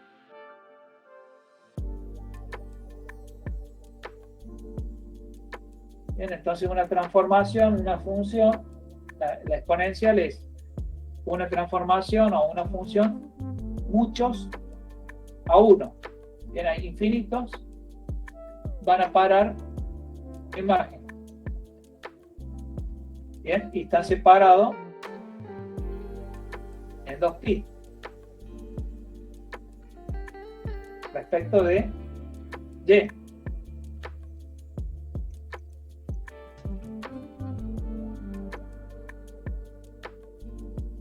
¿Sí? ¿Quedó claro? Sí, profe, una consulta. Cuando usted habla de contraimagen, ¿se refiere a los puntos que generan ese punto en la imagen? Ah, o sea, los puntos del dominio que generan ese punto en la imagen. Sí. Sí. Ah, bien, gracias. Bueno, acá hay un ejercicio, dice encuentre todos los valores de z tales que e a la z sea 1, es decir, acá el omega, que era el punto fijo distinto de 0, que tomaba como imagen, es el 1. En este caso es 1. ¿Bien? ¿Cuántos valores de z hay que, sustituido en la exponencial, es decir, cuando evalúo la exponencial, me dan el valor 1? Infinito. ¿Por qué? Porque es periódica la función exponencial. Bien, quiero buscar cuáles son esos valores que satisfacen esta ecuación. ¿Bien? Los infinitos valores de z que la función exponencial hace corresponder con mi imagen este punto fijo. Este punto tiene módulo, estamos en W, 1, y tiene argumento principal 0. Quiere decir que lo puedo escribir como este 1 en forma exponencial, el módulo es 1. E a la i, el argumento principal, más el 2kpi, teniendo en cuenta que es multiforme. Hay infinitas formas de expresar este 1 en cuanto a su argumento. Bien. Y esto la expreso así, esta exponencial. Y luego igualo los números complejos, igualdad de números complejos en forma exponencial. Forma exponencial es forma exponencial. Este es el módulo. Y este i es igual a 2kpi. E a la x igual a 1, igualdad de módulo. Entonces, para la igualdad de los números complejos en forma exponencial se tiene que cumplir que los módulos son iguales y los argumentos iguales. ¿Bien? Y acá despejo la x, es decir, aplico el logaritmo natural en ambos miembros y me queda que es 0. ¿Bien? Logaritmo de e a la x, estas son funciones inversas, queda x igual al logaritmo de 1. Y el logaritmo de 1 es 0.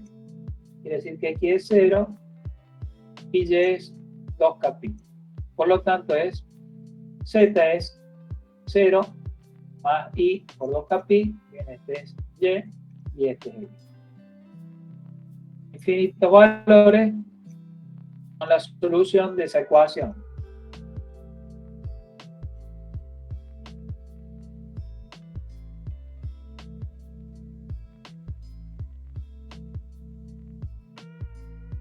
Bien, acá hay otro. La diferencia acá que tengo e a la i por z. Y tengo este número acá fijo. Acá lo dejo fijo, este punto, y busco los valores de z. Bien, entonces lo que hago es sustituir x más la z por x más y. Y luego acá distributiva. Hago distributiva, que es lo que está acá abajo. Y acá este número lo expreso en forma exponencial. Módulo, y este es el argumento. Entonces, 1 más i es ese punto que está ahí. ¿Qué módulo tiene? Esto es 1 y esto es 1, entonces raíz de 2. Como esto es 1 y esto es 1, ese argumento es i sobre 4, un ángulo de 45 grados. Bien. Entonces digo, este número en forma exponencial es módulo, raíz de 2, e a la i, pi sobre 4 más el 2kpi. Y acá este sustituye la z por x más y, se hace la distributiva ahí, y igualdad de números complejos en forma exponencial. Esto es el módulo. lo que tiene e a la i algo, esa exponencial compleja es la correspondiente a la del argumento. Y lo que está multiplicando acá es el módulo. Esto, módulo. Este es el argumento. Este módulo tiene que ser igual al módulo de este otro. Y este x tiene que ser igual al argumento de este. Entonces, e a la menos y es igual a raíz de 2. Y x es igual a pi sobre 4 más 2k. Y de acá se puede despejar la y. ¿Bien? Y acá x ya está. Con k que pertenece a entre. Bien, acá para despejar aplica logaritmo.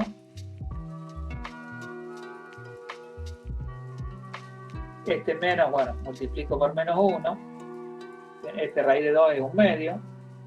Propiedad de logaritmo baja el 1 medio. Bien. Este menos 1 lo puedo poner ahí. Puedo poner así.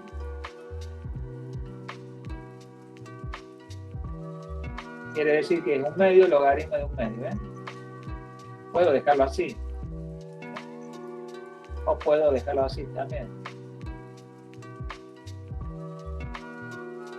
Y igual a menos el logaritmo de raíz de 2 o y igual a 1 medio logaritmo de 1 medio. ¿Ven? Usando las propiedades del logaritmo.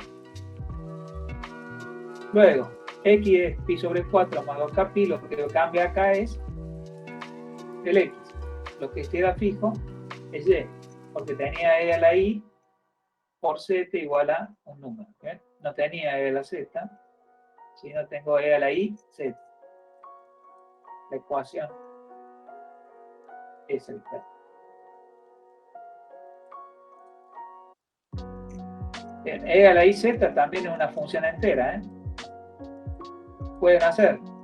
Nosotros vimos e a la z. Bien, e a la i z también. Pueden hacer Cauchy-Riemann acá con esta función. Bien, sacar u y b. Expresarla como u más y b. Bien, ver que u y b van a ser diferenciables y se va a cumplir Cauchy-Riemann en todo el plano. Bien, por lo tanto es una función entera, es derivable en todo el plano. Bien, y la derivada va a dar i por e a la i z.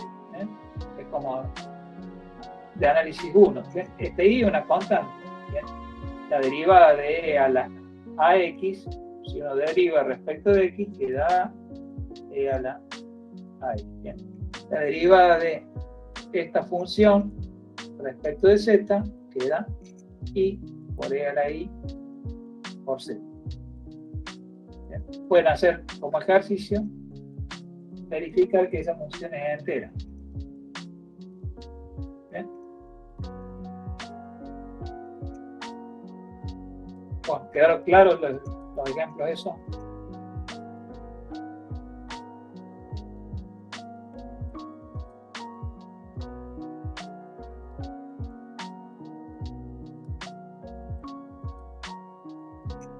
Bueno.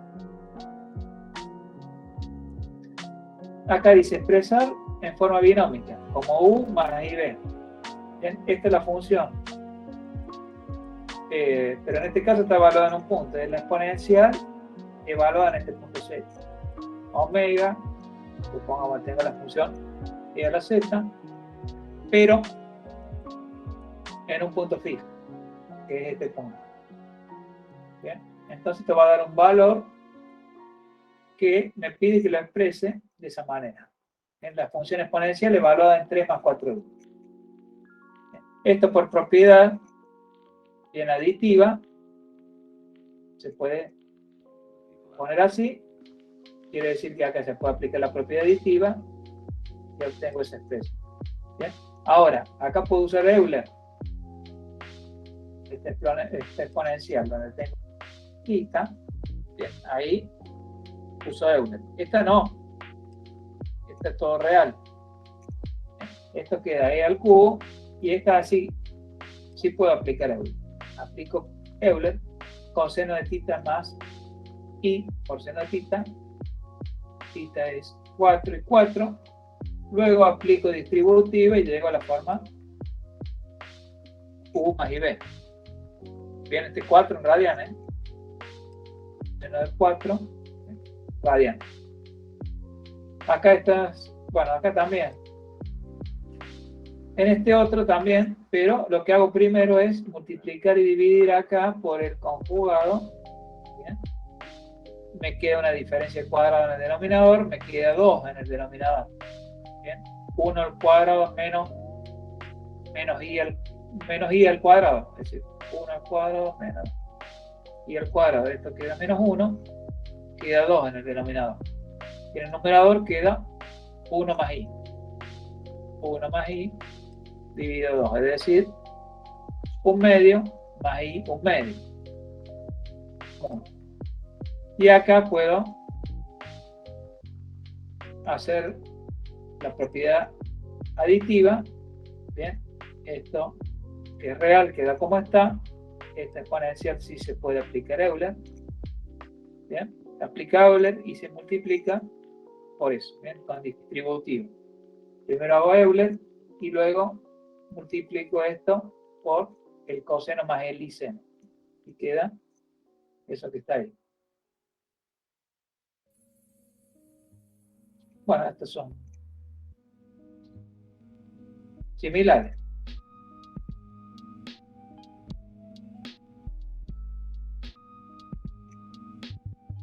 Bien, acá también resolver esta ecuación.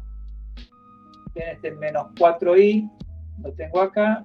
Veo el módulo, veo el argumento principal, lo expreso en forma exponencial teniendo en cuenta que el argumento es multiforme y hago lo mismo que hicimos antes. ¿Bien? Y llegamos a encontrar todos los valores de z tales que a esos valores me da menos 4i, el punto fijo, la imagen fija. Los infinitos valores para los cuales yo,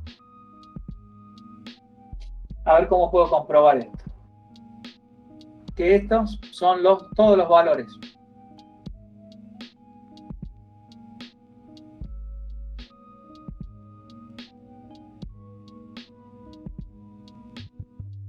Entonces tenía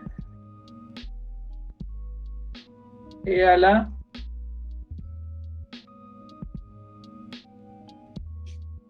z igual a menos 4i. E a la z igual a menos 4i.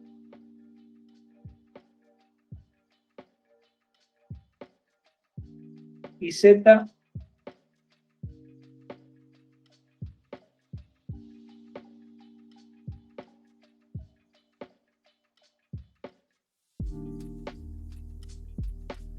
pasa acá.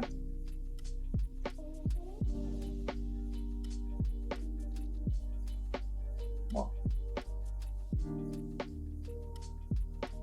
Era logaritmo de 4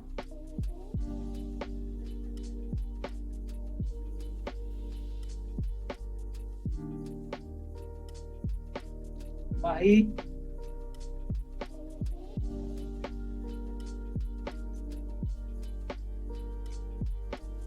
desaparece eso.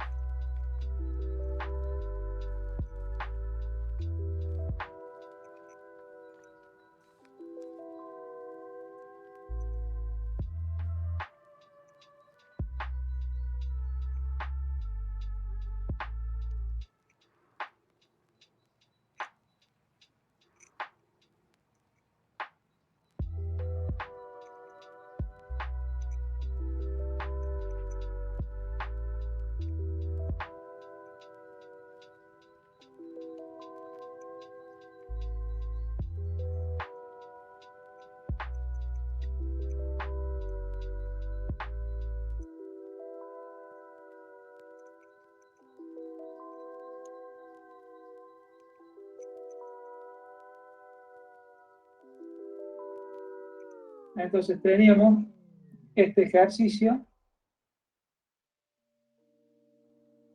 en que las soluciones es logaritmo de 4 más i, pi sobre 2 más 2k pi, con k que pertenece a entero. ¿Bien? ¿Pueden ver ahí? Sí, se ve. Sí, profe, se ve. ¿Cómo sé que estas son las soluciones? ¿Cómo puedo verificar que estas son las soluciones de esta ecuación?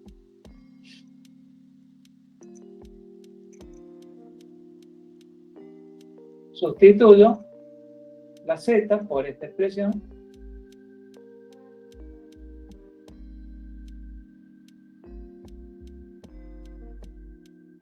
bien, y para todos los valores de k que pertenecen a entero, esto me tiene que dar ¿cuánto? Menos 4i.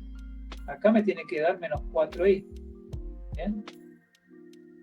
Entonces, ¿cómo hago eso? Bueno, el logaritmo por propiedad aditiva, puedo ponerlo así. Bien. Exponencial del logaritmo, funciones inversas. Acá aplico Euler. Bien, queda 4 coseno de menos pi sobre 2 más 2k pi más i seno de menos pi sobre 2 más 2k pi. Bien, ahora, ¿qué pasa con el coseno de menos pi sobre 2? Coseno de menos pi sobre 2, esto da menos 1. Pero si acá le sumo un múltiplo entero de 2pi, ese coseno, cualquiera sea acá entero, es igual a coseno de menos pi sobre 2. Bien, porque es periódica de periodo 2pi y le estoy sumando un entero, bien, de ese periodo, que vuelve a ser otro periodo, es decir, que vuelve a dar el mismo valor que coseno de pi. Esto va a ser igual a coseno de menos pi sobre 2. Y este seno también va a ser igual a seno de menos pi sobre 2. ¿Bien? Y el coseno de menos pi sobre 2 da 0. Quiere decir que esto, para cualquier valor de k, da 0.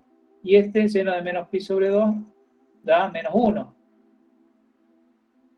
¿Bien? Por lo tanto queda el 4 por 0 más i por menos 1. Quiere decir menos 4i. ¿Bien?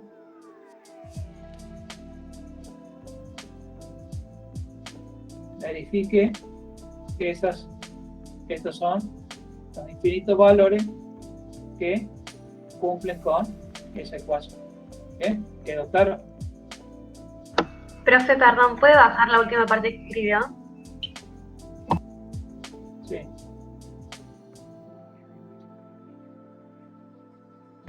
Ahí está, gracias. Bueno.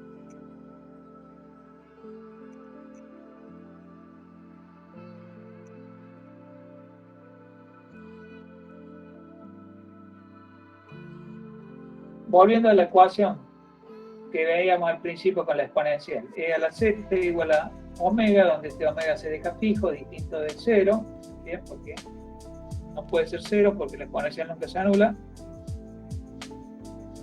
Y acá vemos que por igualdad de números complejos, este es el módulo y y es igual a pi el argumento.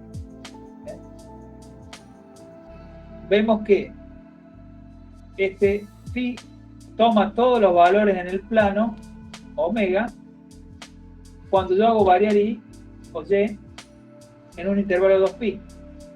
Si y es igual a phi, yo hago variar y en un intervalo de 2pi, bien, y tengo todo el plano, barrí todo el plano, bien.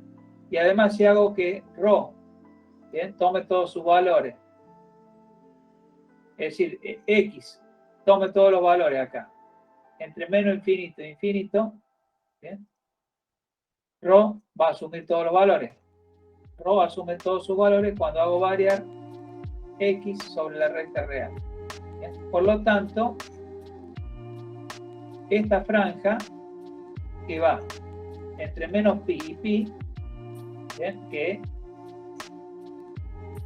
es 2pi, bien, acá llevaría dentro de este intervalo de 2pi. Bien, acá sin considerar, bien, el menos pi, y acá sí considerando el pi. Bien. Quiere decir que todo esto se mapea en todo el plano, excepto en el origen, a través de la función exponencial. Todos estos puntos del plano Z, a través de la función exponencial, van a parar a todo el plano. ¿Bien? Y esa transformación, ese mapeo, es 1 a 1. ¿Bien? Si uno toma acá toda esta franja, se mapea en todo el plano con un mapeo 1 a 1. Es decir, a cada uno de acá le hace corresponder un único punto acá. ¿Bien? Excepto el origen. El origen no. Es todo el plano excepto el origen.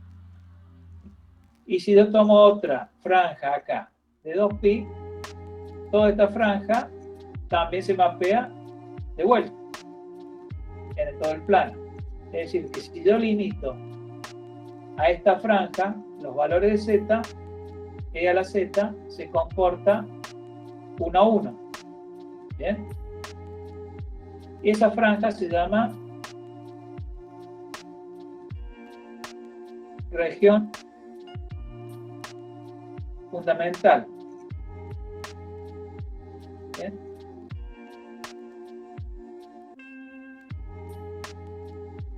Es decir, tenemos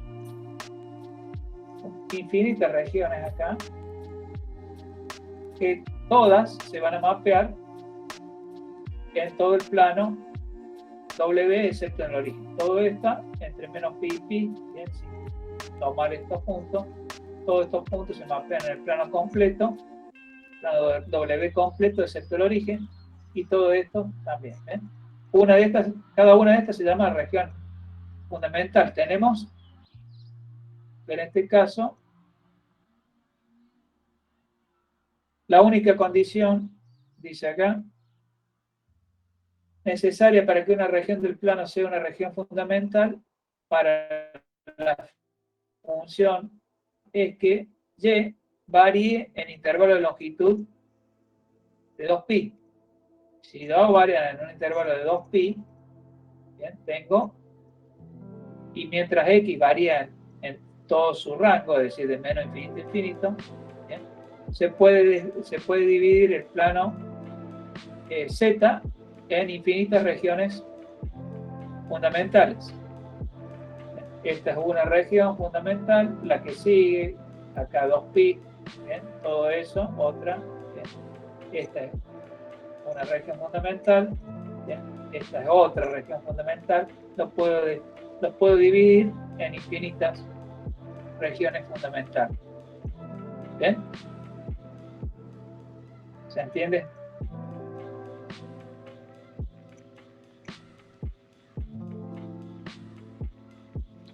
E a la z es muchos a 1, ¿bien? Pero si uno limita la región donde y varía dentro de un intervalo de 2pi, ¿bien? Sin tomar los extremos en uno, es decir, si tomo el intervalo de 2pi para y entre menos pi y pi, en uno de los extremos tomo el igual y en el otro no. ¿Bien? Entonces, si hago variar x con todos los valores posibles y y dentro de un intervalo de 2pi, entonces la imagen de todos esos puntos, bien, a través de la función e a la z, bien, es una transformación 1 a 1 que mapea toda esa región fundamental que le llamamos en todo el plano complejo W, pero el origen no, sin el origen. ¿Quedó claro?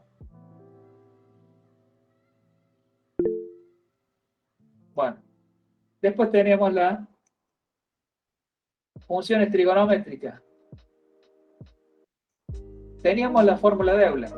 Bien, E a la I tita, coseno de tita más seno de tita, y si tengo el signo menos, coseno de tita menos y seno de tita. Bien, con tita es real. Esa era la fórmula de Euler, que lo podemos poner en una sola con el más menos. Bien.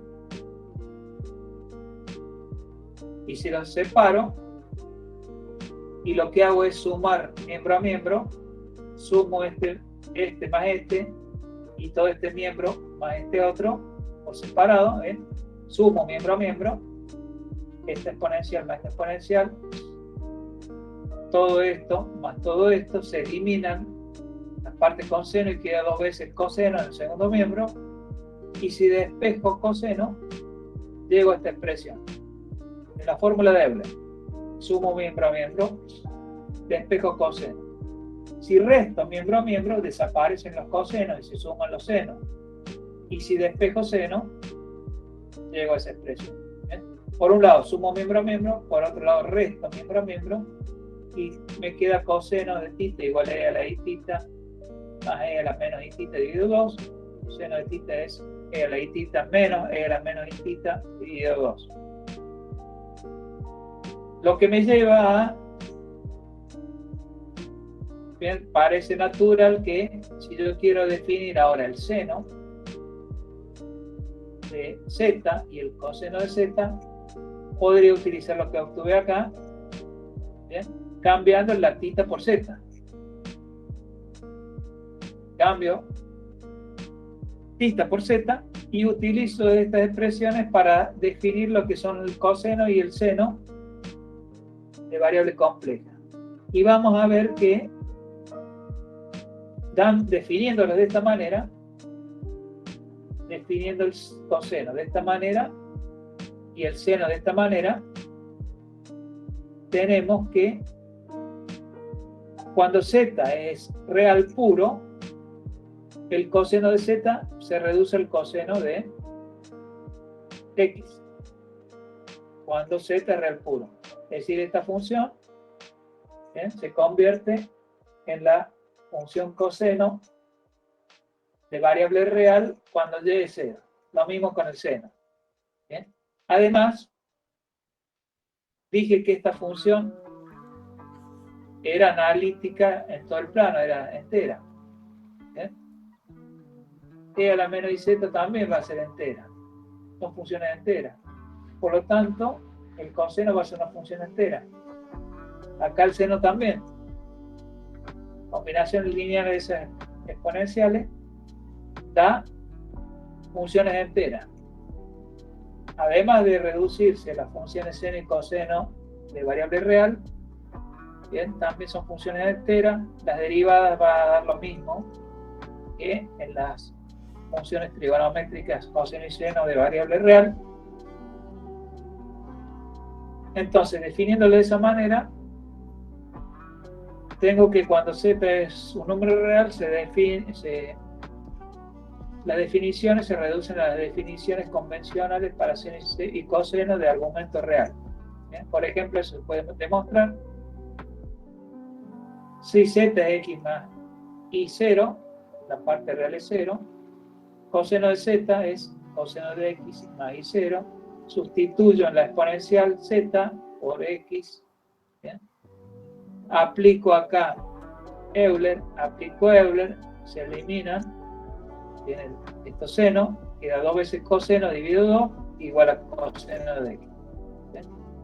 Se comprueba que la función coseno de variable compleja se reduce a la coseno de variable real cuando la parte imaginaria es idénticamente nula. ¿Bien? Lo mismo con seno. Estas funciones son enteras. Seno y coseno, como son combinaciones lineales de esas funciones, también van a ser funciones enteras. Y si hago la derivada del seno, da coseno. La derivada del coseno da menos seno. Por ejemplo, la derivada del seno, este seno lo expreso a partir de la definición, derivo respecto de z, la derivada de esta exponencial la derivada de esta otra exponencial. Luego se puede sacar esa y factor común, se simplifica y queda que esta es coseno de z. La derivada de seno de z da coseno. Las otras funciones trigonométricas se definen igual que en las de argumento real. Bien, la tangente es seno sobre coseno, cotangente coseno sobre seno, secante 1 sobre coseno, cosecante 1 sobre seno.